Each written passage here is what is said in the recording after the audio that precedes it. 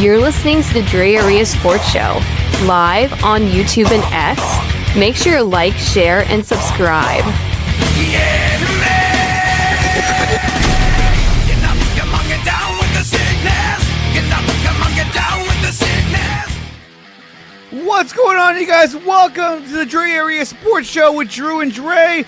Today, we're joined by our special guest, Dylan from Dylan is a Dragon. You can find him on all social media, X, I believe Instagram, and on YouTube, and wherever else he posts his videos. He'll let us know later on the show. But today, we're going to be talking about the big game last night with the San Francisco Giants pulling out a huge win against the Philadelphia Phillies. Dylan, thank you for joining us, man. What's going on? Hey, man, I'm just still celebrating last night's win. That's, I mean, I have a lot of thoughts on it, and I'll kind of save it for the show, but probably one of the greatest walk-offs I've ever seen, maybe the greatest game I've ever seen in Giants history. Regular season, of course. When that ball caromed off the wall, I was like, and watching the center fielder go for it, I was like, dude, that guy's probably saying like, God damn it!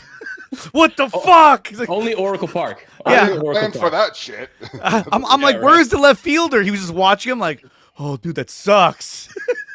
Yeah, we Run have, faster!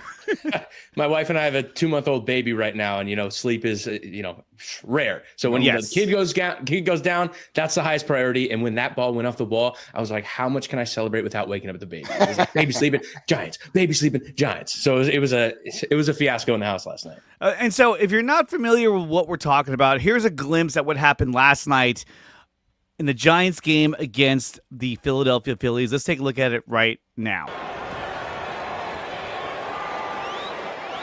He's ready. He's ready. You gonna do the Jane Typo call? Well, copyright issues. This is the safest one I can play. We're 114 feet, by the way. Look out, Matt Williams. He was definitely not hesitating on that one. Oh, that's fantastic. Pretty incredible stuff what happened last night at the Giants game. So let's break down the numbers. But this was a huge win for San Francisco because, look, for a while there, they were looking pretty bad. I even saw a tweet that I was going to pull up. I forgot. There was even a tweet I saw where somebody said, oh, if Shohei Ohtani was on the Giants, he'd have 2 home runs and 4 RBIs, batting 197. You know what I mean? Like, that's how bad it seemed. A team that acquired Rafael Devers and seemed to get worse. That was the hardest part about watching the Giants. I mean, first of all, Dylan, let me ask you, getting Rafael Devers was a huge move. But watching them kind of go downhill after that, what were you thinking about the Giants season? I was thinking it's 162 games. It's a long season. Why are we getting so caught up about, a handful of games here in, what are we in, July? Who cares, right? It's a long season. And someone tweeted the other day, that if you kind of look at baseball as a football season and you break down it kind of into 10-game chunks, old football was 16-game seasons. If you break it into 10-game segments, that's 16 games essentially. And if you look at those 10 games instead of each game and you lose your mind over 1 loss, 2 losses, 3 losses, and if you just try and win those 10-game segments, you're looking at it completely different. And if you could do that, you're a playoff team. Does that make sense? Absolutely. Drew, and I think, go ahead. Just to piggyback off that, I think that baseball, it's so many ups and downs throughout a 162 game season. And I mean, a couple of weeks ago, you saw one of my articles. It was doomsday, right? It was like, they were going into Arizona last week. And it wasn't, I was right though. It was an important week for them because they did need to play better in Arizona. They did. They played like shit the first 2 games, but they were able to come through on Wednesday and Thursday, thanks to Robbie Ray on Thursday. What a great performance. Complete game. And then they went into Sacramento and they did what they had to do. I mean, Verlander sucked as usual, and we'll see how he does today in a big game to try to sweep the Phillies. But they went into Oakland. They went into Sacramento, and they did what they were supposed to do. Logan Webb pitched great on Saturday. And then Sunday, they just, finished it off. And they took that momentum into a home series, which they haven't done in a long time. Oftentimes, they come off a good road trip, they come home, and they lay an egg. They did that against the Guardians. They did that against the Marlins, obviously getting swept. So this team now, they're back on track, Dylan. I mean, I feel like they've got their lineup whole. They've got Chapman back, which is huge. And massive. Devers, everybody's worried about Devers. Devers, dude, that guy's still living out of his suitcase. So let's let him just kind of get a little bit settled in. And I think it's going to be a great second half of the year. They still need a lot of help, though, and that's something I hope we talk about a little bit today, because I think they're a little short right now as far as left-handed relief pitching, and I still think they could use a first baseman. Absolutely. I'm not sold on what's his name, Dom. I'm not Smith. Dom Smith, Big Dom. He got a big hit yesterday. I mean, would you call it a hit? It was more of like a check swing, like oops, base hit. Dom Smith, listen, Dom Smith has not been the issue. No, he hasn't been the problem. I'm just saying that I don't know about you, Dylan, but I'm ready for Bryce Eldridge. Oh, you are preaching to the guy. Hey, kid show or not? Can I swear? Oh, go right ahead. All right. You're preaching to the goddamn choir, because I have that's not swearing, dude. That's not swearing. That's normal talk. That's a light one. I'm just testing the waters, okay? No, Bryce Eldridge, I think, he was born ready to play in the MLB. He's a freak of nature, 6'7", has the biggest left-handed power we have ever seen since Barry Bonds, probably more than Rafael Devers, which is crazy to say. But I don't think it's worth rushing right now, especially since we're winning ball games. If we weren't, hey, whatever. Let the kid come up, let him struggle, let him figure it out at the highest level, and we'll go from there. Dom Smith is not great, but I don't think he's bad. He's got a great glove. We're working Rafael Devers at first base. He's probably going to slot in there soon. Wilmer Flores is a different story. We've seen him at first base a handful of times, but I have different opinions on that. I think he was extremely lucky early in the season. But no, I'm loving what the Giants are doing right now. And the thing about them is we're winning against good teams. And we're also losing against bad teams. But that also a side note. Like the White Sox. I was like, White Sox and Marlins back-to-back. That was rough. Ended it all. That was terrible. But I saw something the other day that they have like a 550 win percentage against teams above 500. And that's big, because guess who we're going to be playing in the playoffs when we get there?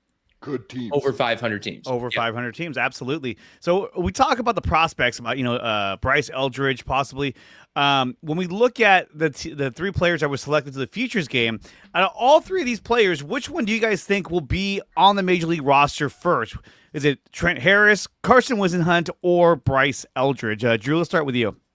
I think Carson Whisenhunt. I've been preaching to the choir, speaking of that, on Carson Whisenhunt for a long time, and I hate to say this, Giants fans. I know a lot of people. I'm on social media all the time, and Verlander, he's fine. He's looking good. He's a mess. He gives you 5 quality innings. No, he doesn't. He doesn't. I'm not happy with what I'm seeing from Justin Verlander, and I know he's a veteran presence, and I know that they paid him $15 million, and I know that people are like, they can't cut him. Yeah, they can.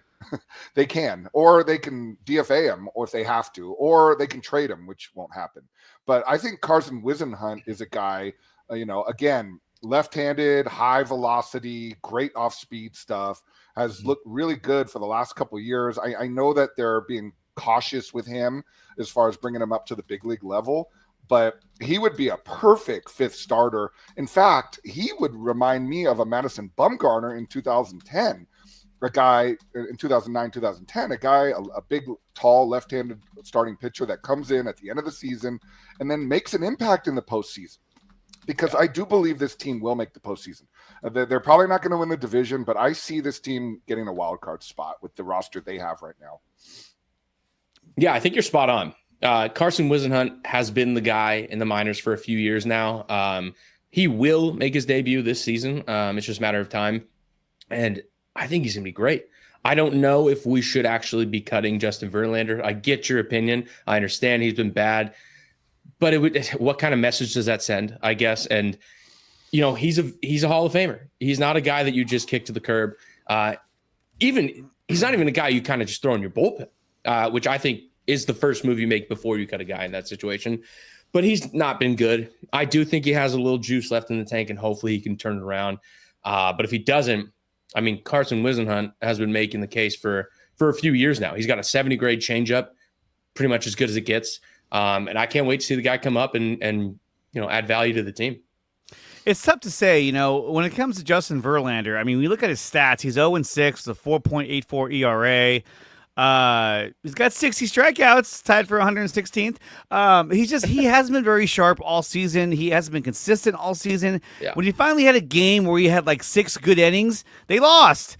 Or I think he had 5. Maybe it was 6. I wouldn't say good innings. I would say serviceable. Serviceable. Let's not go above serviceable, because Dre, this guy, he has not given the team a chance to win, and that's the thing that has really pissed me off more than anything. And you'll see it today. I'm going to predict it right now. He will give up 3 or 4 runs in his 4 or 5 innings today. And, absolutely. And that's not good enough. It's just not good enough for a team that does not score that many runs. I mean, they score 3 runs on Monday. They had 1 run going in the 9th inning yesterday. Hopefully that will increase now as Devers gets more comfortable and you see Chapman get back acclimated in. I love Casey Schmidt also. He's been awesome for them. He hit the ball hard last night in the 9th inning double. He's a great at bat up there. I'm sure, but I need a guy that can give us a chance to win. Shit, dude, I was watching Tristan Beck last night. He looked better than Verlander to me. He did. He looked really good last night. He had a lot of movement on his pitches. But the thing with Verlander is that, like, look, I know they're paying him was it $9 million or 15. It's not more, $15 million for this one season. So again, this is a case where we saw the Niners do this last season, where they had these players that they hung on to because they paid them. So they wanted to hang on to him, like, Devondre Campbell. Like, this guy needed to go, but they paid him all that money, so they hung on to him. It was like, what? They got rid of Samuel Womack for Isaac Yadam. Why? Because they paid him money. They didn't want to go, well, let's just get rid of him, and I know we paid him, but fuck it. No, they wanted to make sure that they got something back on their investment. And I think in this case, I think Buster is looking at it like, hey, look, I really want that veteran presence in the bullpen, either in the starting rotation or moving to the as a reliever later on.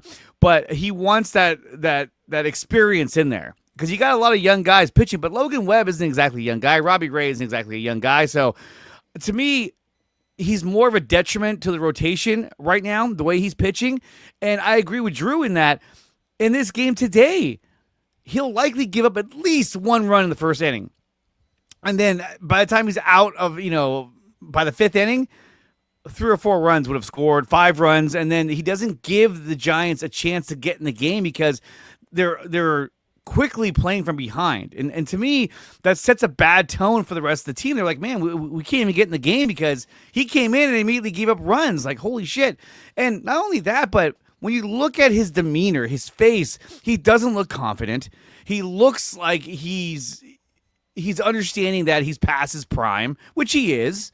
So to me, I think it's pretty close to that point where you either have to take him out of the rotation, move him to the bullpen like Dylan said, or you got to part ways with him. But you're paying him fucking $15 million.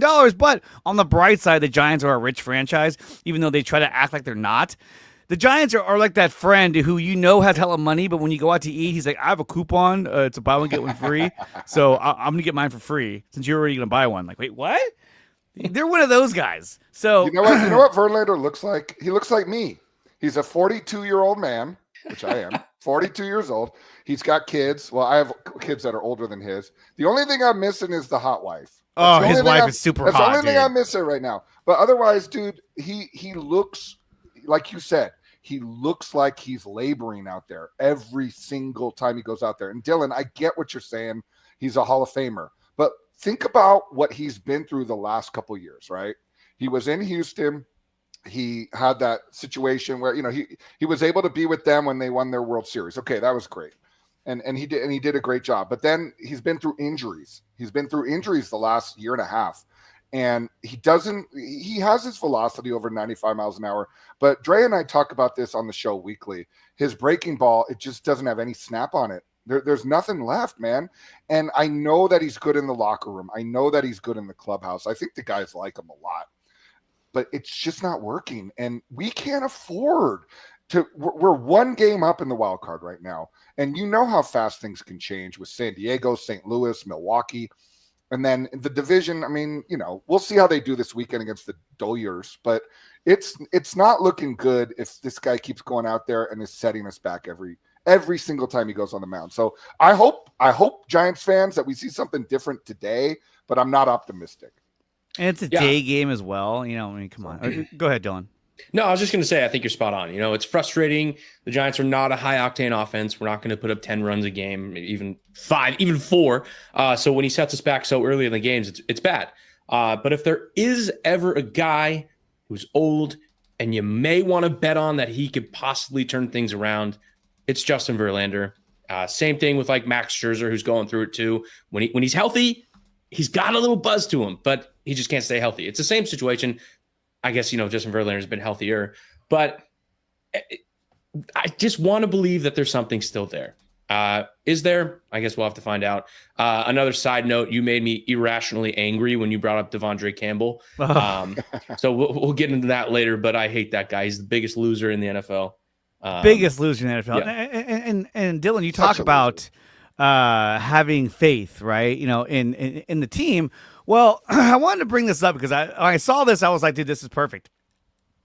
And Dylan had posted this on X. And so he said 6-0 to end the season. Believe in something. Believe in something. So already we're 2-0. Yeah. So just a few more to go, and we'll be 6-0 to end the season. I mean, this is the gauntlet right now, going to the Phillies and the Dodgers. The Dodgers are struggling, man. They've lost 5 in a row. Five in a row. Time to get them. Yeah, it looked like us last week. Yeah, or the week before that, whatever that was. Yeah, the White Sox Marlins stretch that was awful. Yeah, but I like how you manifested that, Dylan. Like you're just you're throwing it out there into the universe, and it's good mojo because this team needs it. Yeah, it really does. And real quick, Giants fans love to be miserable. I swear to God, these guys prefer the Giants lose than they actually win because then they have something to complain about. And it drives me up the walls. Why can't we be positive? Have a little positive swing on things. And that's what I'm trying to do here. I'm trying to be realistic while also trying to remain positive on the season. And guys, we're 51-42 right now. Yeah. Like, what is that, 93 games into the season? If you talked to me before the season and you told me 93 games in, we'd be 9 games over 500, I'd call you fucking crazy. But here we are, yet Giants fans are still upset. And it makes no sense to me. Baseball teams go on losing stretches. The Dodgers have the best roster in baseball, and they've just lost 5-6 in a row. It happens. Let's baseball. not be so Debbie Downers around the clock.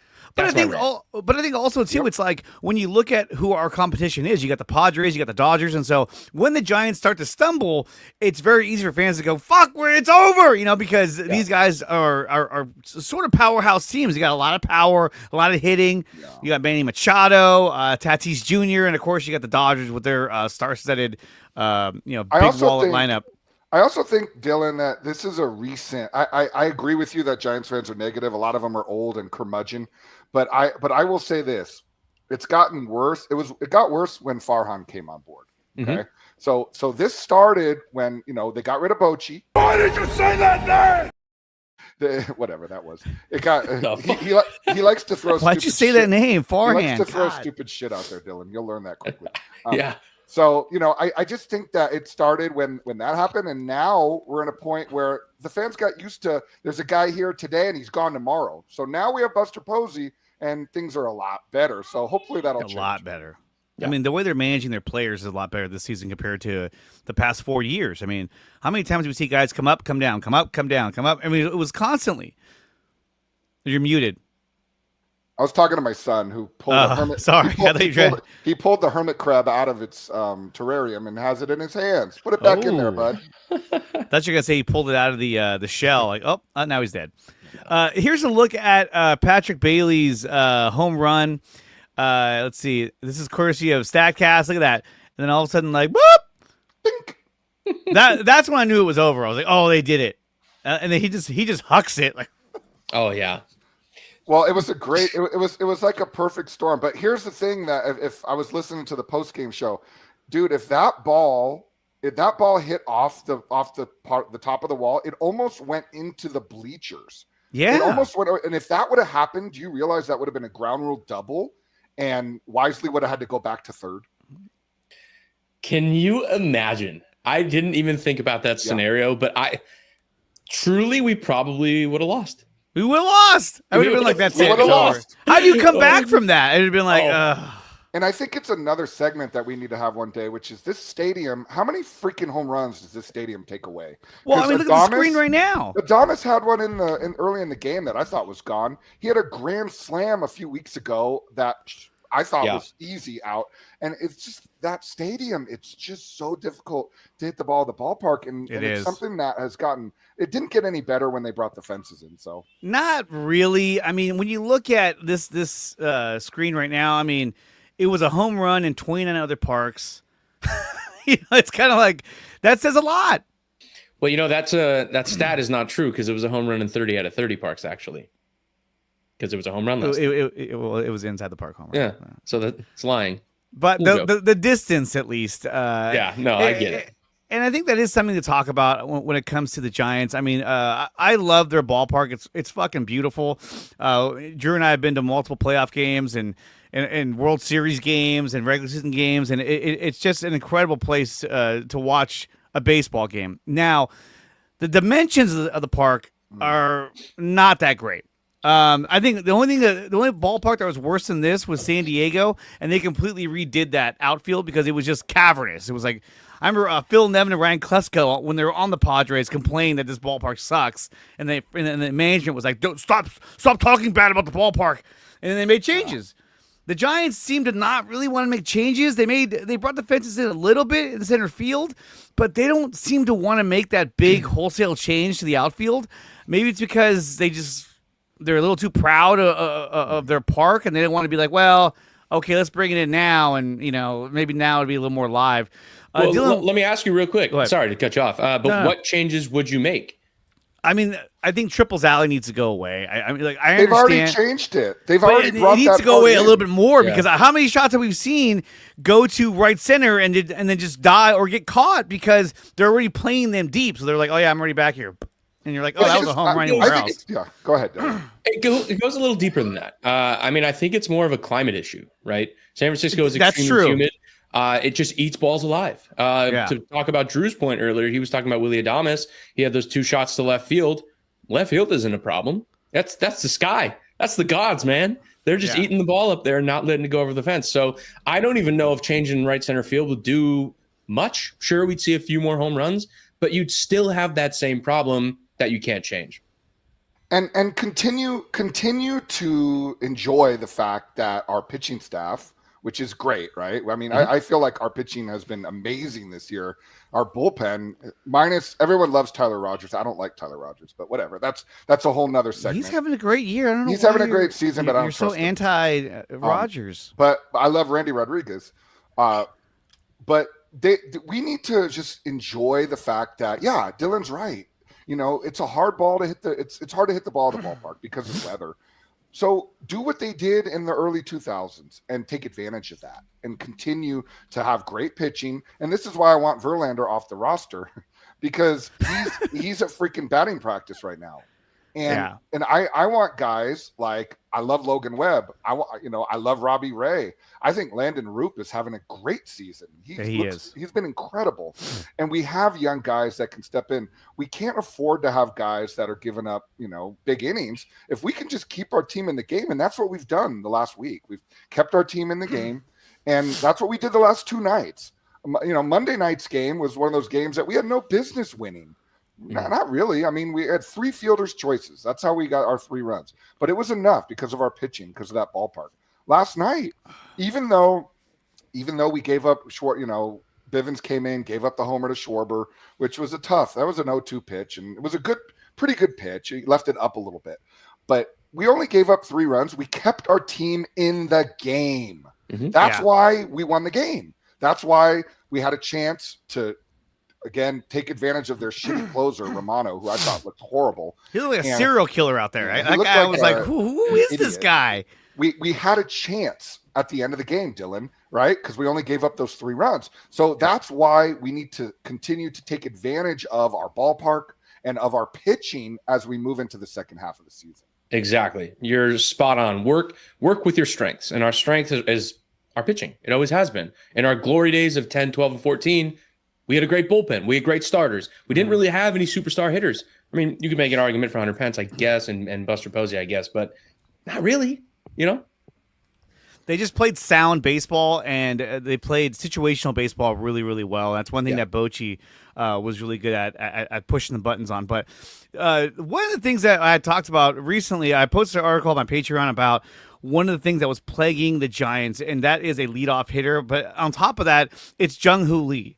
I was like, this guy is playing horrible. Now, if they're going to turn it around, he needs to start hitting the ball. Him and Willie Adames, for that matter. But when you look at what they've done so far in the month of July, Jung-Hoo Lee is batting .320 with 3 RBIs. But .320, I mean, the guy needs to get more hits, and he got 2 hits last night. He was 2 for 4, which was good to see. Willie Adames, in the month of July, he's batting .379 with 2 home runs and 9 RBIs.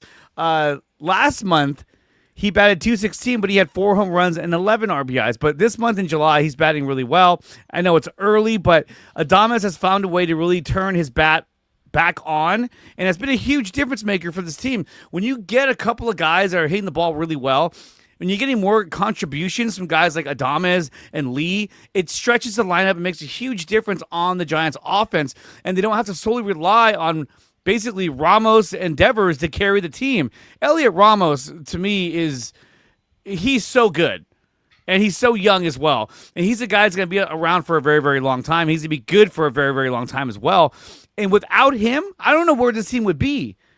If Elliot Ramos was not on the roster or he got hurt early on, God forbid, I don't know where we'd be right now. Yeah. And talk about an all-star snub, too. I think he should have been on the roster, no doubt. But, dude, I love Elliot Ramos. I think he's built and looks like a bulldog, and that's pretty rare for baseball. He looks more like a football player than a baseball player. That's rare for the Giants. Yeah, and the dude can flat out rake, man, and he's only going to get better with time. He's going to age like fine wine. He's going to be an all-star. He's going to get MVP votes eventually. I think this is a guy that you look to sign sooner rather than later. Yes. Because the longer you leave him out there hanging on the fishing line, the better he's going to get, the higher his price is going to be, and the worse the deal is going to look in the future. So, I mean, if I'm Buster in the Giants, start thinking a little bit about signing him now. I mean, you have this season and next season. In 2027, he's eligible for arbitration. He's a free agent in 2030. So that's great news to hear. Like, oh, we got him for a while now, another 5 years. But they should sign him sooner rather than later. I mean, he's batting .269 with 14 home runs and 47 RBIs. He has 5 stolen bases, and he has 50 runs scored. I would say the whole season, he's been our best player. And I would say this, Dre, though, just to say he's got to work on his outfielding a little bit. And I say this. He looks like me out there. I'm like, I say this not just on. He's great coming in on balls. He's great making some diving plays, but he's got to be more focused when he's coming in and getting down the line. And he's having a really hard time with it. So he's got to focus on that. Otherwise, he's given up too many extra bases. Yeah. One other thing I want to focus on, though, Dylan, what you mentioned about Giants fans being so negative. Willie Adames, he had a terrible start to the season, right? Sure did. Hold on, dude. All right. He had a horrible start to the season, right? Well, now he's back on track. He's looking amazing. That goes back to what you said, Dylan, about Giants fans, how they have no patience. They have no ability to let a guy get settled in. Adames is incredible. He's gonna put up his numbers this year.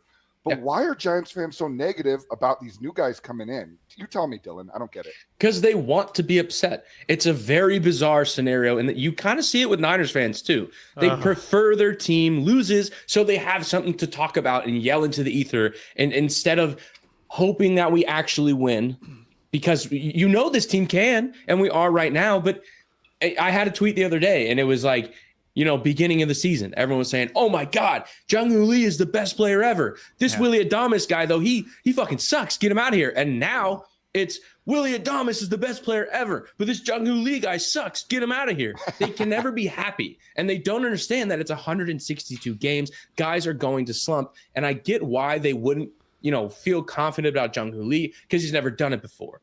But let him do it before. Let him figure it out and come back to this season and be like, hey, he did it in 2025. Now in 2026, when he's struggling, okay, take your time and come back to your form, And Dylan, he didn't play a full season last year. No, exactly. Right? He and then the year before that, he was in the Korean League, and I happen to know a lot about the Korean League for just because I live there. So I used to watch it on a daily basis.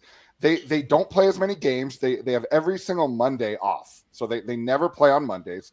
And it's a shorter season. So he has to get acclimated. Look how long it took Shohei Ohtani to get acclimated. People forget that Ohtani, it took him 2 or 3 years to get comfortable with the Angels before he became the greatest hitter of all time, which greatest gambler of all time. I mean, he's an incredible hitter. Let's not discount that, right? No. But it's going to take time for Jung-Hoo Lee. He's a great outfielder. The crowd loves him. I mean, that Jung-Hoo Lee chant is second to none, man. So it's like what you're saying. These Giants fans, I don't know if it's a new era of Giants fans from our generation, or if it's just the old ones that are sticking on, hanging on for dear life.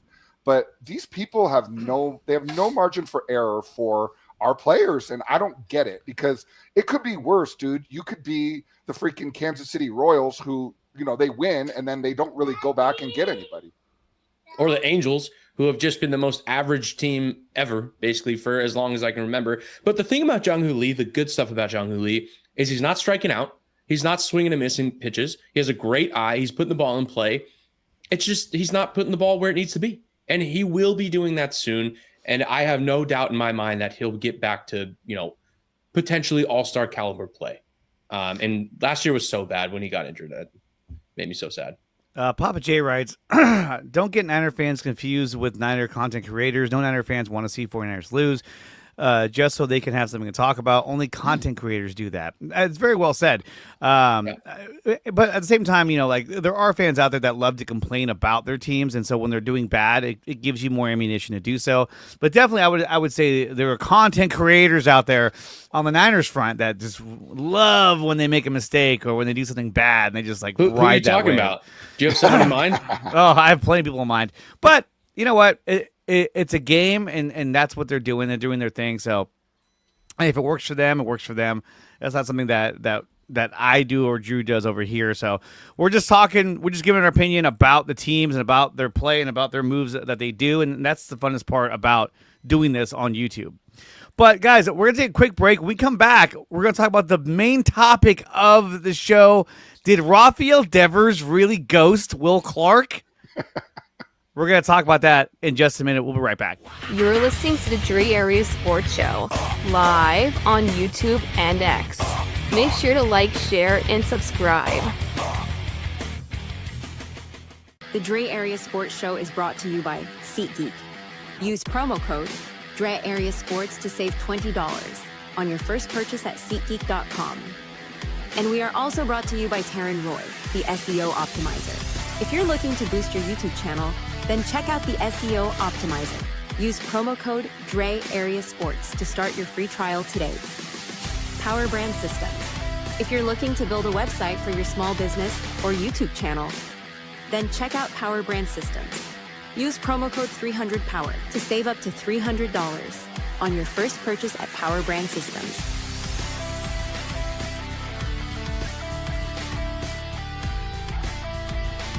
Did Rafael Devers ghost Will Clark? Let's talk about that right now because I got an article here. This is SS Giants on NBCS. The next time in San Francisco, your ass will be on the field at first base. That was Will Clark, who talked about on an interview with Eric Burns, talking about how Rafael Devers didn't show up for 3 scheduled infield practices with Will Clark at first base. Guys, is this something that's being blown out of proportion, or did Rafael Devers really just kind of ghost and stood up Will Clark? It's Dylan, being blown. Sorry, it's being blown out of proportion. Sorry, Dylan, to cut you off. No, good. That quote on the No Filter Network, which I'm sorry, dude, I don't like that show. I don't know. Maybe I'm in the minority, but I think it's stupid. Yeah. I'm not a fan of Eric Burns. He's just too like Will Clark. I loved Will Clark when he played. I don't like him after. He just I don't know, dude. He's got the way he talks about the team, like there's a reason why Will Clark is not like a manager or even a real coach, to be honest, on a team, because he's too honest, which is good in some sense, but not really when it comes to being a part of an organization. So, okay, this is what happened. And Dylan, you probably know more about it than I do, but from what I heard, that and for some reason the Will Fleming from the Boston Red Sox, Dave Fleming's brother, also made a comment about this. We have that as well. Yeah, which I don't get. But basically, Rafael Devers joined the Giants on that Tuesday before the Red Sox series. Okay, he started with the Giants. They played against the Guardians, and then he was dealing with the media. The media was asking him, they were peppering him with questions about playing first base. Okay, why it didn't work out with the Red Sox, why he didn't want to play first base with the Red Sox. Okay, so he was kind of just dodging that a little bit as he was getting acclimated with the Giants. And then the Red Sox come in, and he was getting peppered with questions about it all weekend. He had to do media sessions all weekend. From what I understand, and from what Will Clark said, because that quote you had, that was out of context. Will Clark was saying that Rafael Devers did not want to deal with the more of that scrutiny. He didn't want to be right there next to first base, next to the dugout of the Boston Red Sox while that was going on. He wanted to just stay a little bit under the radar that weekend to be able to hit. And hit he did. He hit that weekend. He hit a home run. He hit his first home run with the Giants that weekend. And I felt like it was a big weekend for him to get through. So, no, there's no issue. Like Dylan said, when they came back home this week, he's now back at first practicing. He's getting ready to go. He doesn't look good over there. I don't want to see him at first. I don't want him over there either. So, Dylan, I'm curious to hear your thoughts on it, but I thought it was nothing. Yeah, I mean, it's a nothing burger. You really stole exactly what I wanted to say. They're blowing this out of proportion. I don't think it's anything at all. The show is kind of silly and kind of a hot take. I think Will Clark is kind of a psycho who's been off his rocker for a little bit now. He says things to get a reaction. He's like the grumpy old, I was there once doing this. I was better than you, this, that, and that. Who fucking cares, dude? Rafael Devers is now playing for the Giants. You're not. And he's hitting the ball. And he struggled since he came over. But like you said, he's living out of a suitcase. He just packed his entire life from the East Coast to the West Coast. It's a new team, new coach, new teammates, new batting cage. Everything's new. Let him figure it out. I don't care what Will Clark has to say. I respect you as a legend. You're awesome in San Francisco. He's a Hall of Famer, right? Or should be, at least. It's old news, dude. He's not a Hall of Famer. He's not? Okay. You're talking about Will Clark? Yeah. No, he's not a Hall of Famer. Will Clark is not a Hall of Fame player. He was a great player, Dylan. I mean, I grew up, I don't know how old you are, but I grew up in 83. So I grew up watching the Giants in the early. No, he was 80s. born in 83. He didn't grow up in 83. Sorry, I was born in 83. Dude, I'm telling you, he was my favorite player growing up. Yeah. I loved Will Clark. He was amazing. He was one of the greatest players. But Dylan, you hit the nail on the head. He has something wrong with him. Yeah. He has there's something a little bit off with him and his takes. And I've heard him. I listen to the morning shows every day just because I got to know what's going on. So he comes on Murph and Mac quite a bit on CanBR. He's not a sane individual. He's just not he's not all there. And I think there is a reason why the Giants keep him out of the loop a little bit, because he says things that are so inappropriate and so controversial that they make no sense. And Eric Burns is the same way. There's a reason why Eric Burns is not with MLB Network anymore. He is not with CanBR anymore. And he does this no filter network, which is great. And I disagree. Will Clark was not a Hall of Fame player. He was a great player, but he was not a Hall of Fame player. If you look at his numbers, Papa Jay's a Dodger fan. Oh, why this guy's into the show, but he's a great guy. But he's not a Hall of Fame player, which is great. Will Clark is a 6-time All-Star. He's a 2-time Silver Slugger winner. He's won a Gold Glove, and he was an NLCS MVP way back when.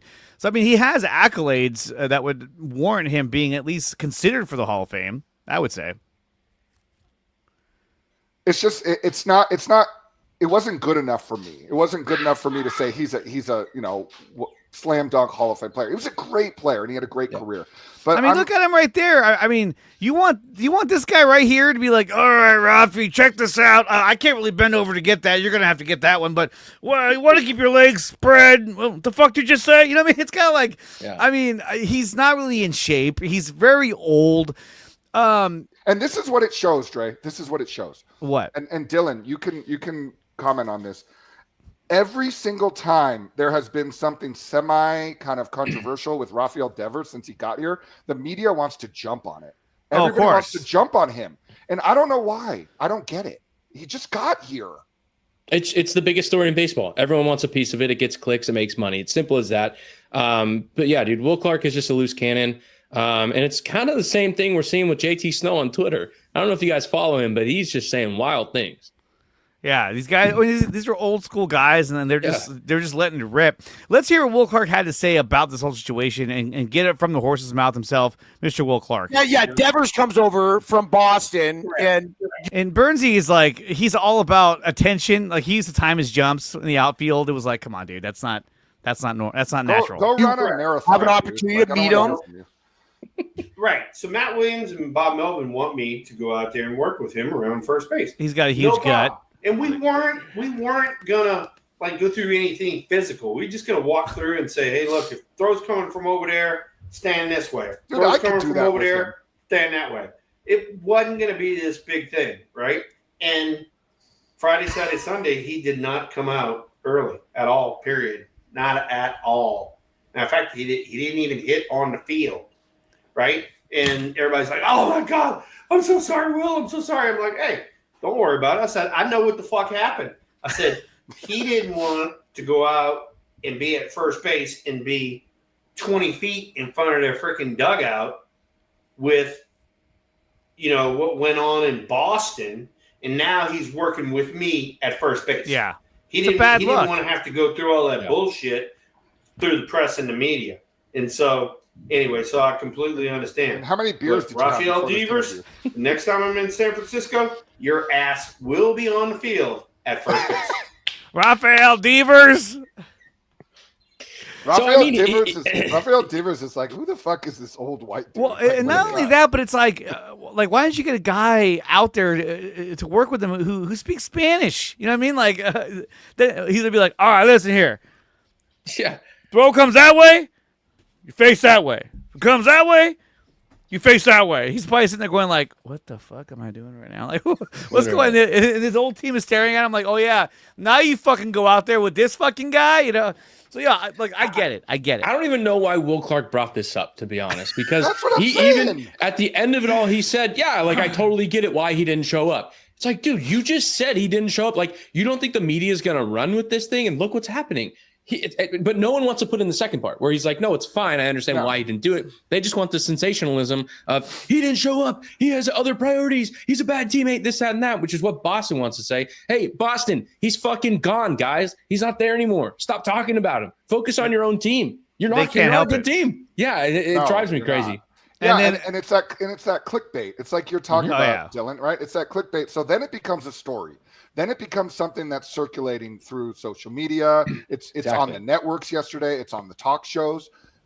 There's I don't get it because there's a lot more to talk about, like what we've been talking about for the last 45 minutes, which is we have a great baseball team. But We have a this is team more right now that juicy. is- This that is more, what did he mean by this? Is he trying to slight the team? So, yeah, networks, that's all they go for is all the spicy stuff. But what did we see yesterday coming out of San Francisco? It was Rafael Devers taking ground balls and catches at first base. Look at that. And he How doesn't funny is look that? good. He does. He's pissed. He's like, fuck this. What am I doing here? But look, at least he did it. And this came out ahead of, the same day as all that shit came out. So maybe he was like, I better get out there to get ahead of this crap. But there he is at first base. The funny thing, Dre, he's not even taking grounders. Like they're just throwing him the ball, and he's like learning. He's learning. I played first base. Like he's learning what foot to like come off of. Like that's like little league shit. I don't see the big need to get him at first base. I mean, like, unless your idea is that, like, well, we really want to free up the DH spot for either Wilmer Flores or possibly Bryce Eldridge. But then again, I would imagine Bryce Eldridge is a better first baseman than Rafael Devers is going to be. So I don't really get the need to try and get him at first base. I don't get it. Why Well, are they maybe doing they're this, looking to Dylan? bring in another free agent, or not free agent, make a trade. Yeah, I don't think I mean, this they could Giants try to team is acquire done. one. Yeah. Yeah. So maybe they're trying to free up that DH spot, put him at first, just kind of clog that up so no one else can take it, and see what happens at the DH spot. Who knows? We don't know. And if he wants to start taking reps, by all means, take reps. Just don't suck. And when you misrepresent that whole segment with Will Clark, you get comments like this. I will start by saying this guy appears to be either be a child or a piece of human garbage with zero respect. Oh wait, you know what? I think he's talking about Drew. My bad.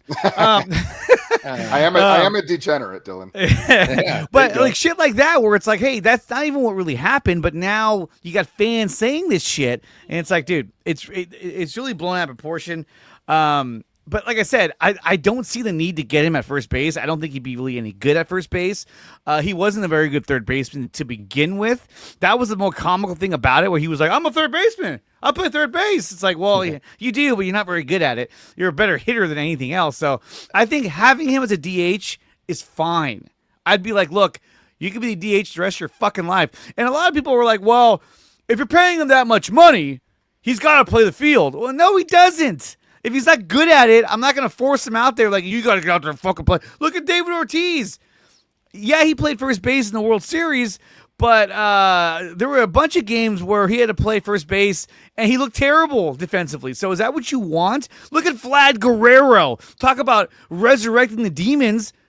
In 2010, him playing right field in San Francisco, and he couldn't even fucking pick up a ground ball or a fly ball. He just bobbling it around. I was like, dude. It was one of the reasons why we won the World Series that year. And I swear to God, Brian Sabian was in the booth saying, see, that's why I didn't fucking sign that guy. But I remember when I watched that, I was like, holy shit, this is resurrecting the demons, dude.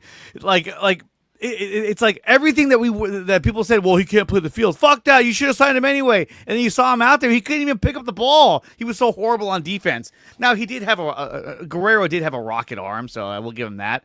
But still, I don't see the need to force Devers out there at first base. I would rather keep him at DH, let him focus on hitting, because that's what he does best. And he gets on base. I mean, the guy was 0 for 2 last night, but he had 2 walks. Mm-hmm. He was on base twice last night. And that's the one thing he's done consistently this season with the Giants is he gets on base. And so that's why it's like, dude, just let him play DH and focus on everything else. So, and the walk last night was huge, guys. I mean, that walk, what it did was it lengthened out. The 2 walks were amazing, but especially the walk in the 8th inning, because it lengthened the lineup out and it got them a chance to then have that situation where they had runners on base in the 9th inning. Everything matters. You know, he's a great hitter. He's going to hit. He's going to hit. I'm telling you right here. Like this guy will be raking the second half of the season. So there is nothing to be worried about, Giants fans. I agree with our viewer, Will Clark, man. He's got to just shut up, because you're fueling the fire. If you really love this organization, if you love the Giants and you want the Giants to be a team and Devers to be successful here, then shut your mouth. Mm-hmm. Yep, I agree. I agree with everything you guys are saying. I guess I don't have it. I had a clip of Fleming talking about that, but to me, look. That just looked like fucking sour grapes. They're just like, oh, we don't have Devers anymore. It's fucking look, he's toxic. I told you he's toxic. Get ready for the Devers experience. It's like, no, dude, get ready for the fucking Jordan Hicks, Kyle Harrison experience, because that's what you signed up for. And look, they're so pissed because, look, at the end of the day, the Giants fleeced them. The Giants gave up 2 pitchers that they really didn't need at this point. In Jordan Hicks and Kyle Harrison. Jordan Hicks was falling apart. He's been moving the bullpen, still wasn't any good. Yeah, we gave up Tibbs. That's probably the most valuable piece that we gave up. And then they threw in a bag of chips as well. And so it's like, look, you didn't get Eldridge. You didn't get Carson Wisenhunt. You didn't get the big prospects that are down there. The kid that's hitting home runs that Dylan posted about yesterday. I forgot his name. He's in single A. Dakota Jordan. You didn't get these guys. You basically got Jordan Hicks and Kyle Harrison.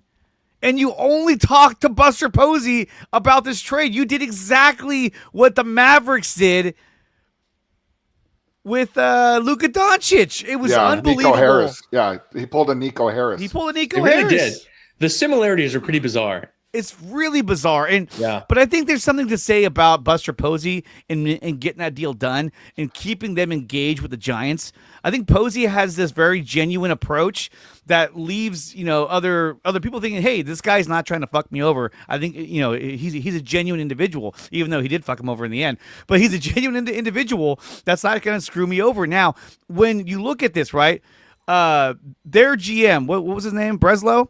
Yeah, Craig Breslow, a former pitcher and MLB player. It's almost like he would have rather have talked to Buster Posey being a former player than talk to some fucking hotshot executive who's going to fucking try and talk him out, just talk over him. He's like, no, I want to deal with Buster. He's a former player. I can level with him. I trust this guy. And then he got fleeced. But anyway, great on Buster for getting Devers. Again, Farhan would have never made this trade. And if he did, if he somehow got Devers, we would have lost Eldridge. We would have lost Wisenhunt, Kyle Harrison, Jordan Hicks, and fucking Logan Webb. He would have given them like everything. Like, oh, I did it, guys. I got us the big hitter. He couldn't seal the deal on Bryce Harper. He couldn't seal the deal on Aaron Judge. And so it's like Arson Judge. Don't forget Arson Judge. Oh God. And then there's Carlos Correa, that whole debacle. It's one player after another. Mike Stanton, I thought for sure he was coming to the Giants. That didn't happen. I don't think that wasn't Farhan then. That was that was Bobby Evans. Evans. I think I wrote an article about this a few weeks ago, right? That we had the whole situation with Bryce Harper. We had the situation with Shohei Ohtani. We struck out on those, and that's fine. Ohtani. Yeah. How did I forget about that? Don't forget, we were in on Ohtani also. Dylan's shaking his head on that one too, right? We were in on all of those. But here's what Buster Posey has done. Just think about what Buster Posey has done in his first year. He brought in Willie Adames, who I like. I like Willie Adames. I think he's going to be a pretty good player for years to come. He's great in the clubhouse. And this guy, we got him I thought we got him for a pretty good price for the amount of years we got him for. Okay. Number one. Absolutely. Okay. Number two, he has this Devers trade to me was a steal. I mean, I am so thrilled with what they gave up. I thought Harrison, like you said, I thought he was leaking oil. He doesn't have that 2-seam or 4-seam fastball that he needs to be able to get big league hitters out. I thought that was fine. Jordan Hicks is Jordan Hicks. And then who knows about this guy, Tibb? We don't know. We don't know. But here's another thing, Dylan. I don't know if you caught this last week, but he extended Bob Melvin and Pat Burrell. And I know that a lot of Giants fans, I think the theme of our show today is the negativity with a lot of Giants fans. There were Giants fans, Dylan, that were calling for Bob Melvin's job last week. Yeah. The week before. And I like the fact that Buster Posey said no. Yeah. I believe in what we are building here. So Yes. I'm curious to get your take on that, because those were two really little under the radar moves. Yeah, no, I think it's the right thing to do. Bob Melvin, has he made mistakes? Has he brought in the wrong, bullpen or reliever pitcher at the wrong time? Whatever. Sure. He hasn't been perfect. But changing the guy at the helm for winning ball games feels silly. And people want him gone for the lack of player execution. He can tell, I have this crazy, stupid, metaphor. A parent can tell their baby, hey, man, don't shit your pants, right? Don't do it, baby. And at the end of the day, the baby is going to shit his pants because he doesn't know what to do. And that's a player not executing, right? Bob Melvin can tell these guys, hey, man, hit the ball over that fence for a home run. Things will be really good if you do that. And if they strike out, how is that Bob Melvin's issue? You know what I mean? At the end of the day, the players just have to be better. It sounds like you're experiencing some of that shit right now, Dylan. I have never had more poop shit all over me, dude. You got a 2-month-year-old, dude. You're dealing with it. Oh yeah, they're gonna shit everywhere, flying all over the room, all over the room. So guys, we're heading up at the top of the hour, trying to get you ready for Giants baseball as they look to take on the Philadelphia Phillies here at 12:45. This came up yesterday during the post game. I thought it was hilarious when they were looking at the matchups, the pitching matchups for today's game. Oh shit. You look at Verlander's numbers. I was like, yeah, that's not Verlander's numbers. They're showing Webby.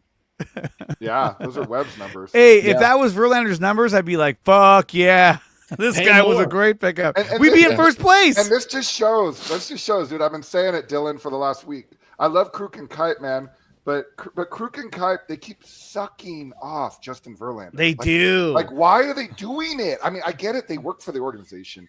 But, dude, he sucks. He gives up a home run. They're like, oh, he meant to do that. And I think CSN, I think NBC Sports Bay Area is now doing it. Like, they're putting up Webb's numbers just to like get fans like, oh, Verlander, he's still good. Oh, that was a mess up right there. I mean, come on, there's no way, dude. And NBC Sports, they mess up all the time. I don't know know if that's his real numbers right there. Yeah, he's 0-6. He's doubled the ERA. Yeah. Dude, let's be careful with Jesus Luzardo today because that guy he can pitch. I mean, I know he's had a few rough outings recently, but the Giants do struggle with left-handers, and we've seen that. So hopefully we don't have a situation where the Giants get blown out today. Although I do think that it's going to be a tough game for them. Dylan, again, Verlander, he's gotta come out today, and he has to establish his off-speed pitches. He has to do it, especially with these power left-handed bats in the Phillies lineup. You know, when you're talking about Schwarber, when you're talking about Bryce Harper, these guys are going to feast on him if he doesn't have his good stuff today. And I'm really curious to see if Verlander struggles today. And I know we have an off day going into the Dodgers series, and I know we're going into the All-Star break, but this could be a logical point in the season where the Giants really do look at Verlander, and their brass looks at Verlander and starts thinking about what they're going to do. And maybe it is moving him to the bullpen. But, man, they're going to have to do something because he needs to show up today. Today is a huge game for him. Yeah, especially like you said, against these power-hitting lefties. I mean, it's kind of a match made in hell, I could say. But to touch on Luzardo, I just randomly remembered that he pitched in San Francisco. I thought it was last year, but it was the year before that. And he allowed 6 earned runs. So maybe he doesn't like pitching in San Francisco. Maybe the Giants like hitting against him. I don't know. But hopefully that 6-0 stays alive because I'm believing, baby. When we look at the lineup for today's game, this comes courtesy of Yahoo Sports. We got Ramos leading off, Rafael Devers in the 2-hole, Willie Adames, Matt Chapman, Wilmer Flores, the Marine, Casey Schmidt, Jung-Hoo Lee, Matos, which I like seeing out there, and then Kinsner, he plays the role of catcher. Doesn't do much of the bat. So, guys, this seems like this is the prototypical lefty lineup that they go with almost every time they go against a lefty. I don't really like Ramos as a leadoff hitter. I don't think he is a leadoff hitter. I think he's doing a good job when he is asked to be one, but he's not a leadoff hitter. And it really bothers me that they moved away from Jung-Hoo Lee being the leadoff hitter because that's what he was supposed to be last season. And so I talked to Drew about this. I said, was he ever even a leadoff hitter in Korea? Or was he a number 3 hitter, 4 hitter? Or were they trying to convert him to a leadoff hitter? Because so far this season, he's done anything but be a leadoff hitter. He was a 3 hitter in Korea, from what I remember, and then from what I saw in the year before he came to the Giants. But that I could be wrong on that. You might have to fact check me. Ramos is not a leadoff hitter. Yastrzemski is not a leadoff hitter, no, although he's not. He gets on base a little bit. I think Lee is the logical leadoff hitter for this team. But this lineup scares me today, boys. I don't know about you guys, but I get a little worried when I see because Devers seems to struggle against left-handed pitching. I know he's in there every day, and I think that's great that we have a guy that we can pencil in there every single day. But this is a power left-handed arm, so the Giants are going to have to get on base early today. They're going to have to score some runs early for Verlander because they haven't done that. Yeah. And that is, to his defense, they haven't scored any runs for him. And I know I could see Papa J talking about that right now. They have not supported him. They have not given him any run support. But a team will not support a pitcher when they're constantly down early in the game because then the pressure comes back to your offense. Because you feel like you have to be perfect up there and you feel like you have to put together the best at bat that you can imagine every single time you go up there. And it hasn't happened for the Giants this year when Verlander has been on the mound. Not yet, at least. Yeah. Hopefully that changes today.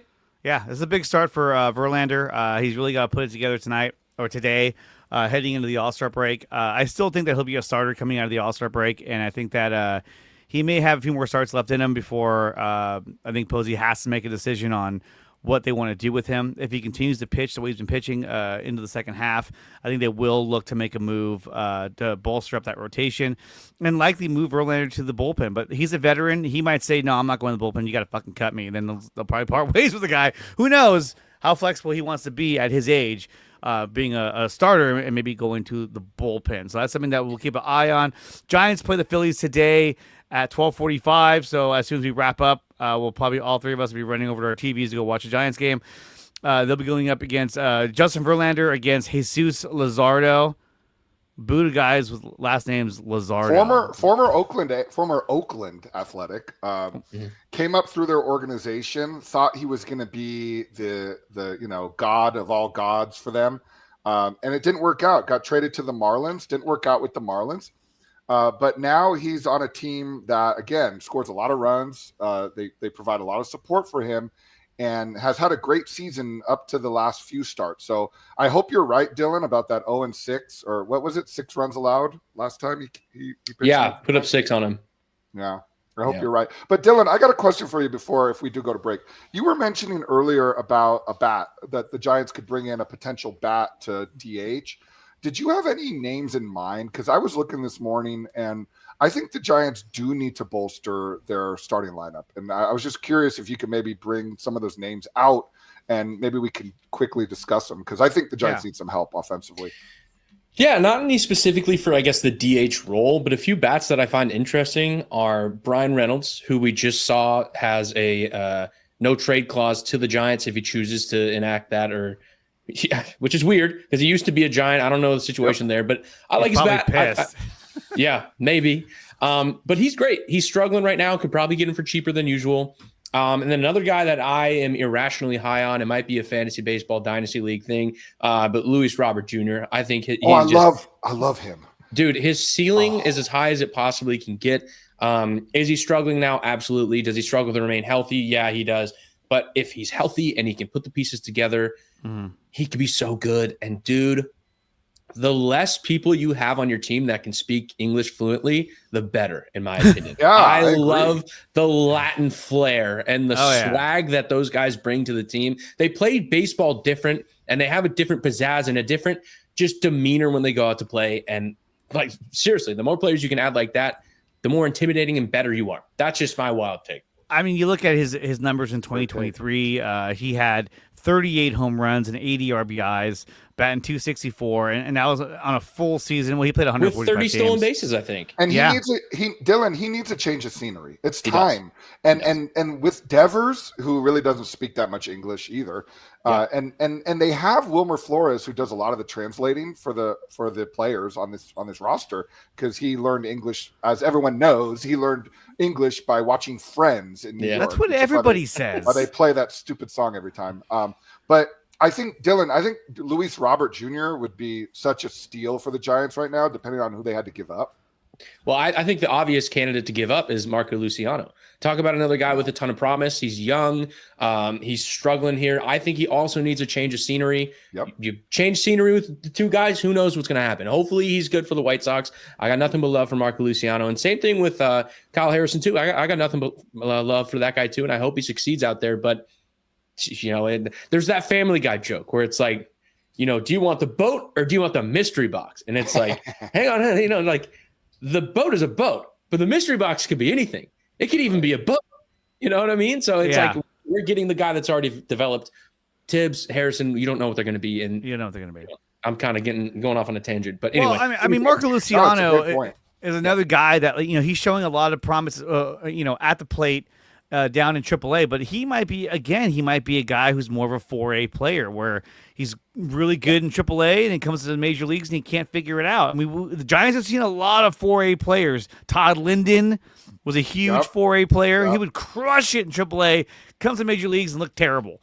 Well, that's the thing with Marco Luciano. He's never even really been great at AAA. I was just talking to a buddy about this. It's like, you let these prospects come up and struggle at the highest level to kind of figure it out. But if they can't even struggle and figure it out at AAA, how are we supposed to trust them at the next level? And I think that's a really good point. He can't play short. He can't play. He doesn't have a position. He doesn't have a position. But I'm telling you, Dylan, they could be thinking about him as a DH also, because I know that he has, at least I saw on the recent road trip that the River Cats had, he did have a grand slam, and he had two home run game. He had a 2 home run game. So it's possible that your point that you made previously about looking to open up a spot for DH could be related to Luciano. Although It could be. that move for Luis Robert, dude, that would be That'd be that cool. would be a It'd be brilliant exciting. move. So if you're listening, Giants brass, Dylan, I like what he just had to say. There we go. Guys, we'll take a quick break. When we come back, we'll be covering the San Francisco 49ers and some of the offseason rumblings that are going on over in Santa Clara. You're watching the Dre Area Sports Show. We'll be right back. You're listening to the Dre Area Sports Show, live on YouTube and X. Make sure to like, share, and subscribe. The Dre Area Sports Show is brought to you by SeatGeek. Use promo code Dre Area Sports to save $20 on your first purchase at SeatGeek.com. And we are also brought to you by Taryn Roy, the SEO Optimizer. If you're looking to boost your YouTube channel, then check out the SEO Optimizer. Use promo code Dre Area Sports to start your free trial today. PowerBrandSystems. If you're looking to build a website for your small business or YouTube channel, then check out PowerBrandSystems. Use promo code 300POWER to save up to $300 on your first purchase at PowerBrandSystems.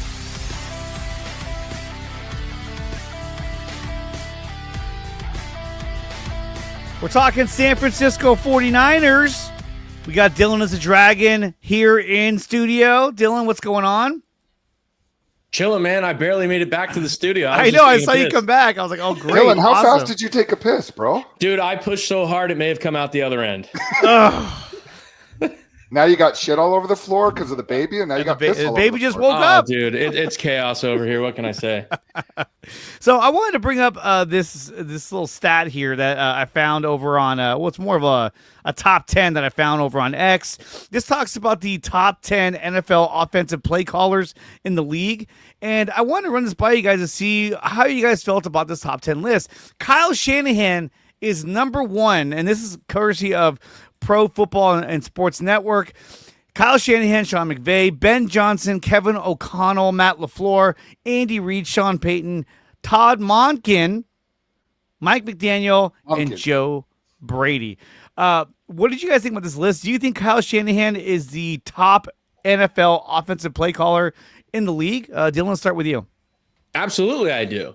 I might be biased, but I think he's the best in the game. He comes up with the most unique plays. I think what he does is amazing. I have no reason to believe that he's not the top play caller. It kind of goes back to what I was talking about. When we talked about Bob Melvin, he can put the greatest plays in the works, and if the players don't execute, they don't execute. If Debo drops that ball on wide open over the middle when he could have scored a touchdown, that's not Kyle Shanahan's fault. He put it into action. They just didn't execute. I see no reason to see or believe that he's not number 1. I think you could kind of shuffle around like the top 5 or 6 on this list in any order you want. They're all elite. But it might be the bias in me, but Shanahan number 1 all day, son. I think I agree with you, Dylan. But here's the thing that has been bothering me about Kyle Shanahan for the last couple of years. He is the top play caller in the NFL. I think Ben Johnson might be a close second, at least from what I saw last year. But Kyle Shanahan, he needs to put more focus and emphasis into the rest of his job. And I have had struggles watching him as far as how he manages his defense. And I know that he has a defensive coordinator that's supposed to do everything, but he needs to be more focused on his whole team, including special teams, which Dre and I have been talking about for the last several years. Special teams was the reason why we didn't make the playoffs last year, and probably was the reason why we didn't win the Super Bowl. Okay. I know that there were a lot of other reasons why we lost that game in Vegas, but part of it had to do with our special teams, and he does need to focus more on other areas. So I'm okay with him taking a little bit of a step back from the offensive play calling, which I know he doesn't want to do. But he needs to be more aware of what's going on with his team this year, because they have, not only do they have the easiest schedule in football, but they have an opportunity with the roster that they have brought back, and with Brock Purdy with his newfound confidence that he should have with his new contract, to be at least a 12 or 13 win team. Are you going to be able to keep your focus enough to be able to see the small little things that are going wrong with your team as you go into the postseason? and not just be so uber focused on the play calling, which I know is important to him. Well, I think that was the most important part about getting a guy like Robert Saleh as your defensive coordinator. Now he doesn't have to worry about trying to focus on too much time on the defense. I think he was doing that a lot with Nick Sorensen. I think he did that the previous year as well. I think he kind of kept his eye on the defense, see what they were doing. I mean, we saw him take that defensive timeout in the Super Bowl because he was kind of saying, hey, the fuck are we doing here? Like, you're not stopping this guy. You're not stopping the Chiefs' offense. So I think that getting Robert Saleh is a guy he trusts, is a guy who's overqualified to be the defensive coordinator, and it's going to allow the freedom of Shanahan to really just invest his time into crafting and play calling for the Niners offense. Yeah, I mean, hopefully it's going to be, 2021 all over again when we were like the best team in the league. We're the best offense in the league. Was that 2021? When was that? It was 2022, I believe. 2022? Yeah, because 2021 was the year coming off of the Super Bowl in Miami, and that was when also everything the went to COVID shit, year, right? when it all went to shit. Yeah, but the year after. Yeah. Okay, yeah. The point remains, right? Like, that was when Robert Saleh was here. The coaches love him, the players love him, and they trust him to get the job done. And I like what you're saying. Hopefully Robert Saleh can kind of take that off of Shanahan, and he can focus on what he needs to focus on instead of being so spread out, so thin that he kind of, misses and makes mistakes every now and then. I am so excited for 49ers football. I've been talking baseball for so long. It's kind of hard to get my brain back into the football mindset, but this is like, dude, it's getting me so hyped up. We're 50 days away from NFL kickoff. I can't believe we're that close. It's coming close. And Dylan, I'm with you. I think this is going to be a really great season for this team. I think, number one, when Dre and I have talked about this, I don't know if you've heard us talk about it, but just not having those distractions with the holdouts, Brandon Ayuk, Trent Williams last year. I mean, you couldn't have gotten off to a worse start to the season as far as the mindset. And then you had Brock Purdy, who was on the last year of a contract. And then you had Deebo Samuel, who was still kind of mouthing off and just didn't seem happy. We were also coming off probably the most gut-wrenching loss in 49ers history. Yeah. A game that they dominated on both sides of the ball against the Chiefs. Funny story, Dylan, I almost broke my hand. I was at an airport watching the end of that game in Arizona, and I literally punched the wall. I couldn't believe that we lost that game in overtime just because of how dominant we were on the line of scrimmage. I thought our offensive execution was great until the end of the game. And then Jake Moody and others, they stepped up, and we still ended up losing that game somehow, some way. So we were coming off all of that last year, right, Dylan? And then we had all of those distractions coming into the season. And you could tell in that first game against the Jets, they were discombobulated. Even though they won the game, they just didn't look right. And they carried that into the rest of the season where they were undisciplined. How many games did they lose that they should have won? That Rams game in LA, the Arizona game at home, the Rams games at home, the Seahawks game at home where Geno Smith took them down the field. That's 4 games that they should have won. Yeah. And that team, they should have at least made the playoffs. So going into this year, Dylan, I think this is going to be a really special season for this team. And on top of all that, where's the Super Bowl? Super Bowl's in our house this year. And they have the easiest schedule for any, top team. They have the easiest schedule. And so they really need to take advantage of this easier schedule.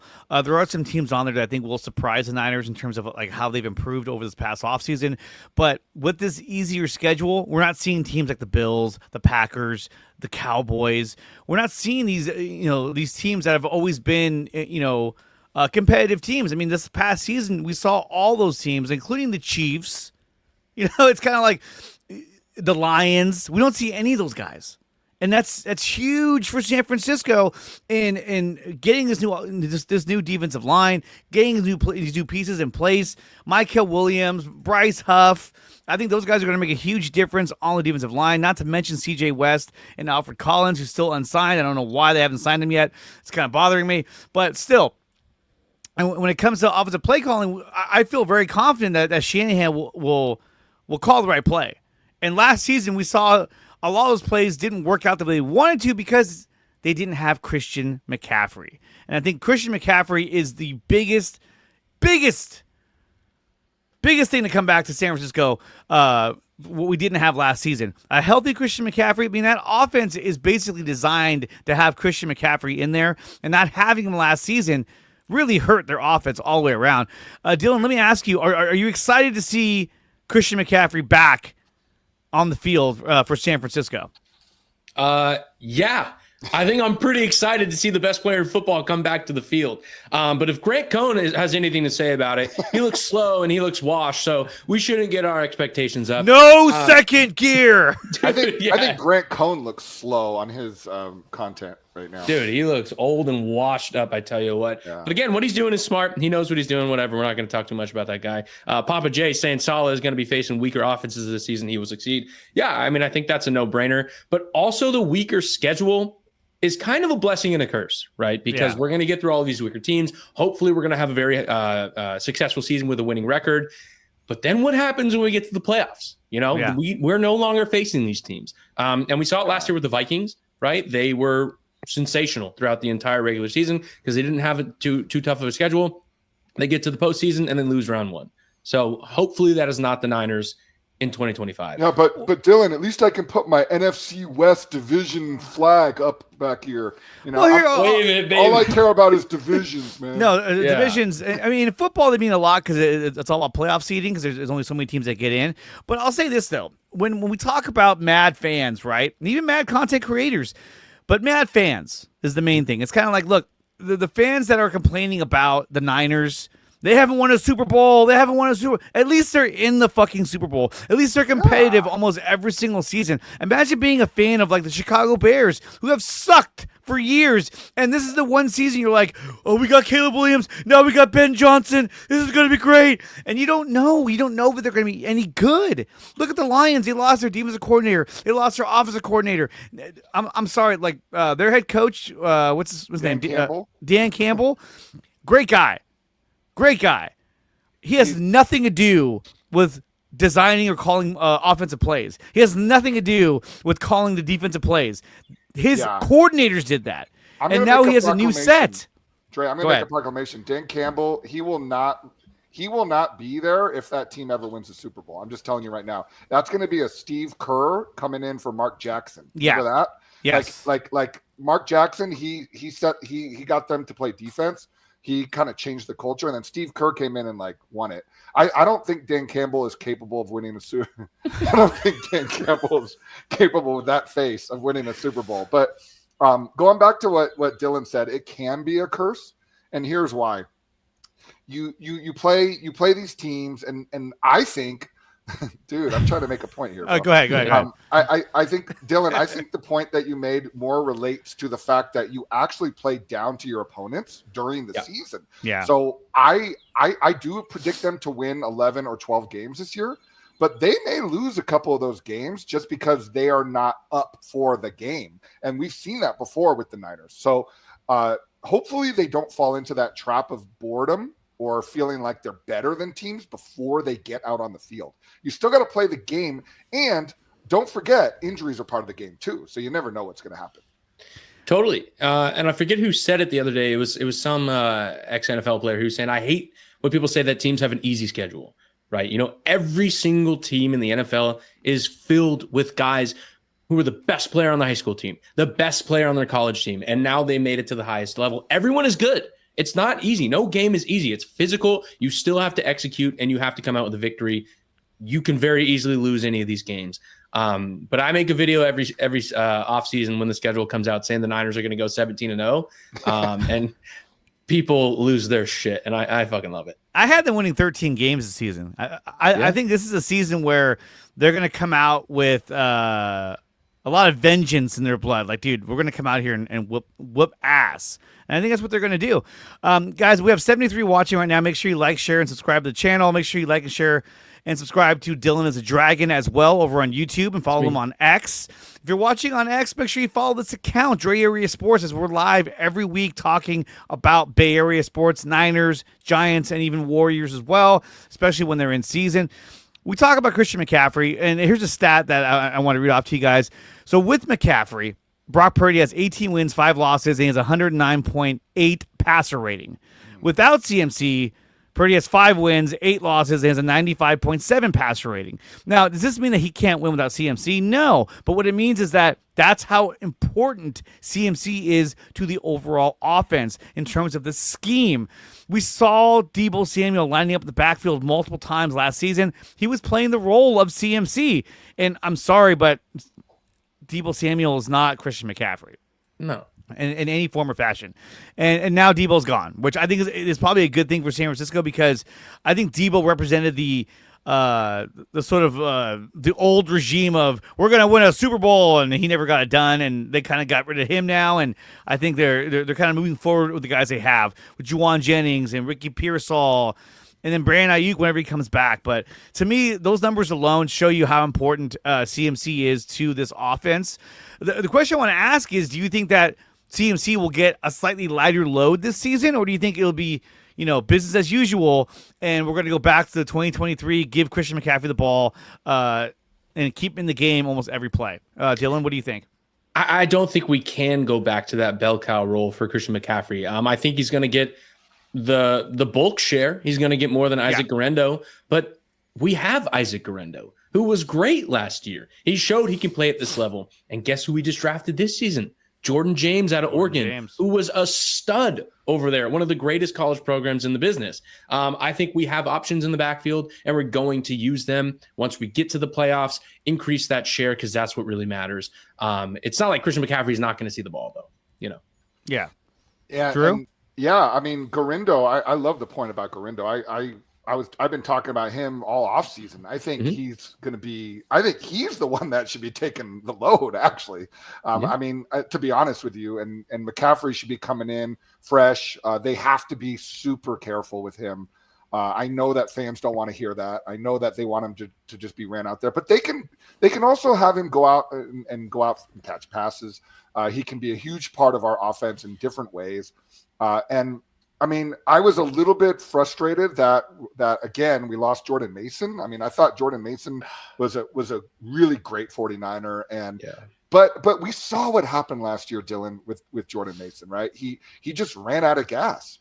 Got banged up. He got banged up, and we'll see how he looks with Minnesota this year. But man, Guerendo, having him back there with that speed. I mean, I still remember, was it against Seattle last year? That run that he ended up going down. Was amazing. I mean, the speed that dude has coming out of Louisville last year. I think the Niners are in really good shape at the running back position, and the fact that, of course, we've got our fullback back, right? I mean, we've got everything that we need to be successful in the backfield this year. So there's no excuses. But I don't want to see McCaffrey. I don't want to see him have that workload where he's going to be struggling and limping, by week 4. I don't want to see that. Yeah, and neither do I. And I think that him with Jordan James, they're going to get a lot more of the load. And I think Jordan James is a guy. He's more of a downhill runner, very similar to kind of what they had in J.P. Mason. So I think that he's going to get a good share of the carries. But then again, we say that, but McCaffrey, he's just one of those guys where when he's out there, not even getting the ball, he's such a distraction for defenses. So I think that that's going to be a huge factor going into next season. Now, we talked about their schedule earlier. Here's some stats. This is via FanDuel. I mean, the over-under 10.5 wins for San Francisco. At the very least, it looks like they can pull out 11 wins. I said 13 because I think they're going to be more. They're going to be looking for blood this season. Do you guys think this is accurate? Do you guys think that they'll at least get 11 wins this season? I think so. I see no reason to believe that we wouldn't. I mean, we talked about the strength of schedule. We talked about that they didn't make the playoffs last year and they're rested. No one's holding out. I guess, Alfred is, but, I think he'll sign here soon. If we don't win 11 games, I think it's going to be a huge disappointment. What I do think could be different on this graphic you got here is I think the Rams could be just as easily 10.5 wins on the season as well. I could see that being their line. They're a very good team. They're a very young team. And they, as much as I hate to say it, kind of remind me of the Eagles. They have a very similar build to their team, and they have a strong defensive line that's really young and really good. And, the Niners kind of followed suit there too. We drafted as you know, very heavily on the defensive front, specifically to defend the defensive line. And I think that's, they say defense wins championships for a reason. And I think we're following that path. And the Eagles kind of laid out the blueprint and everyone's kind of following now. And I fucking hate Philly. Just have to chime in here a little bit. I think they're the worst scumbag fans in the world. Sorry for the tangent, but I hate you guys. If any Philly fans are watching out there, I don't care. I love that they whooped the fucking Chiefs' ass. I did Don't too. get me wrong. I loved every minute of it, but it sucked. It was the Eagles that did it. But hey, as long as the Chiefs got their ass whooped, I was happy with that. Fuck the Chiefs. Do you guys hate the tush Eagles. push as much as I do? I don't It's kind care. of Bush League. Yeah, it's I just hate like it, whatever.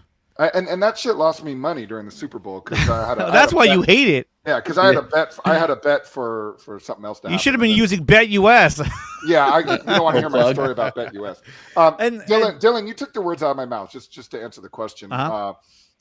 I do think the Rams are going to be tough this year, and you guys are talking about how we've mentioned it a couple times that we have an easy schedule. Well, those two Rams games are going to be tough games. Yeah. Like there's no doubt about it. So I think that's good for the 49ers. I think they have to take those games extremely seriously because the Seahawks and the Cardinals are not, I don't believe they're going to be contenders this year, especially with Darnold going down to Seattle. I just don't see that becoming a threat. But the Rams games are going to be tough. But if you think about it, though, again, who do the Rams have at quarterback? He's old, dude. Yeah, but he's like Stafford. really, he's really good. old. So he's not like Justin Verlander. I mean, this guy's still really good. Yeah, but if our pass rush is what I believe, and I believe what you guys also believe, then I think we're going to be able to get enough pressure on him and the rest of that division to be able to dominate our division. I think that's a huge factor for this season. Well, that was the biggest problem last season was the defensive line. And we lost divisional games. We lost games to Arizona, Seattle, and the Rams. We cannot do that this year. In brutal fashion, I must add. Yeah. But, I mean, heartbreaking games that we should have won. So hopefully, the other thing that I think is I'm a little concerned about is our special teams. I know that Moody resigned. We'll see how he looks this year.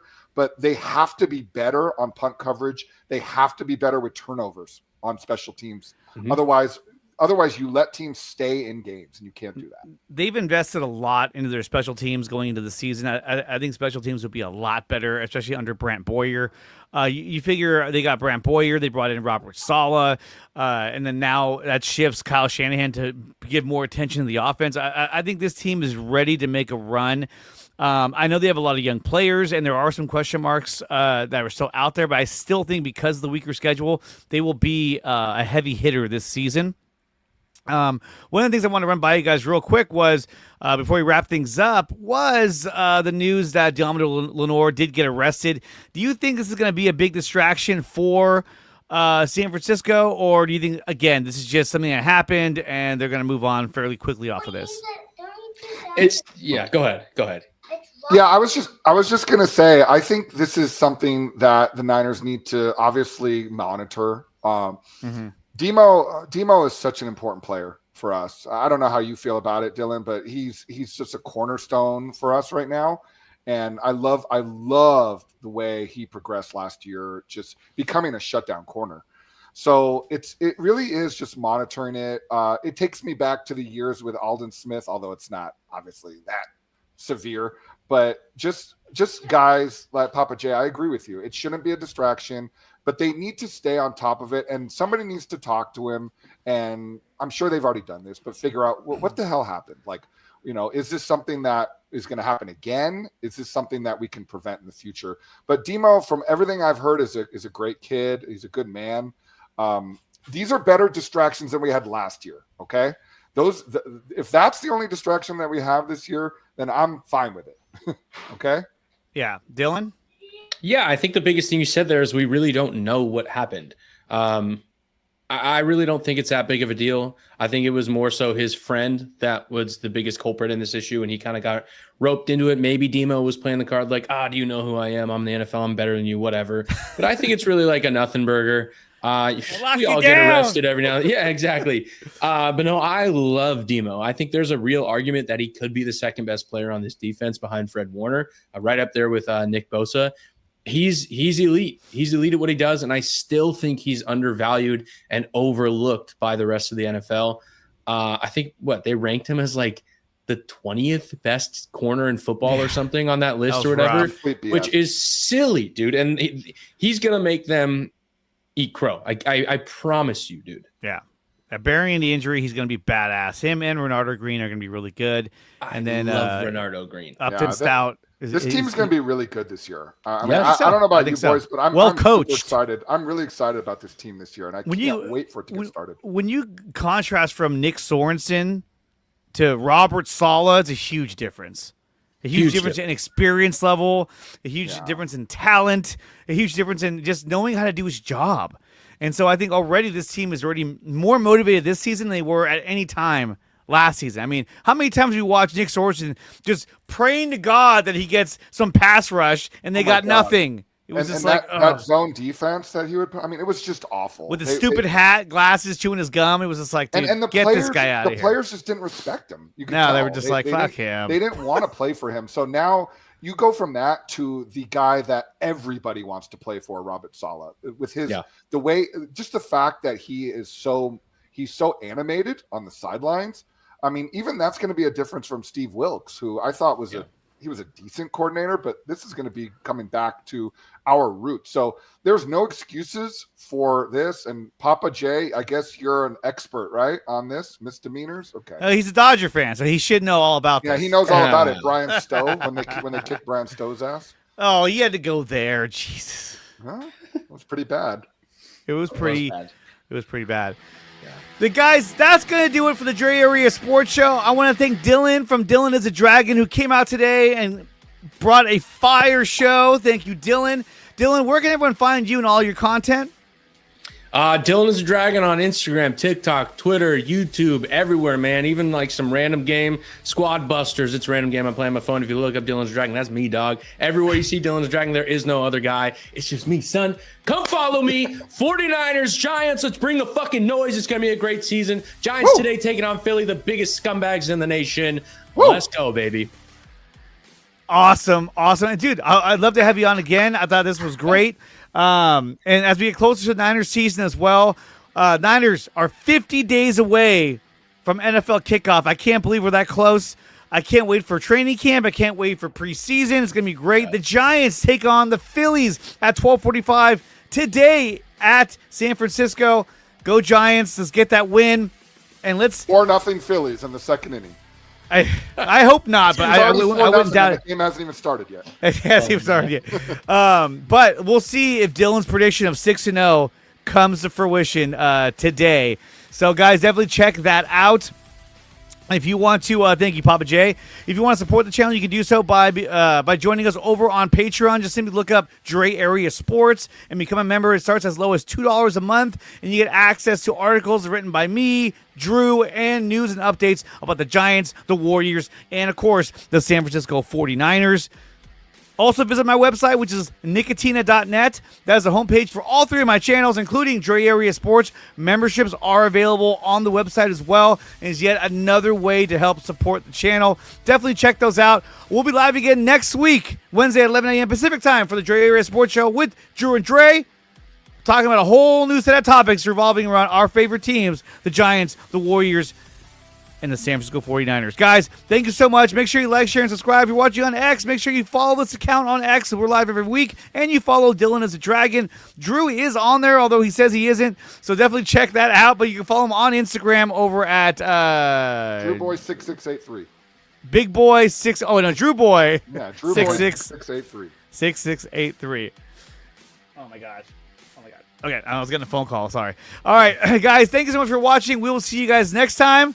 Until then, go Giants, go Niners, and go Warriors. Oh, and then if you were still wondering, yes, we will touch on it real quick. The Warriors breaking news, they've done nothing. So that's the end of that. And hopefully they'll do something else. Kaminga news next week, I think. Kaminga news next week. Hit that like, and we'll see you guys next time. Peace. Thank you for watching this video. If you want more of this content, then check out some of these recommended videos right here on your screen. Make sure you like, share, and subscribe to the channel. And if you want to support the channel, you can do so by going to my website, which is nicotina.net, and there are memberships available under Dre Area Sports.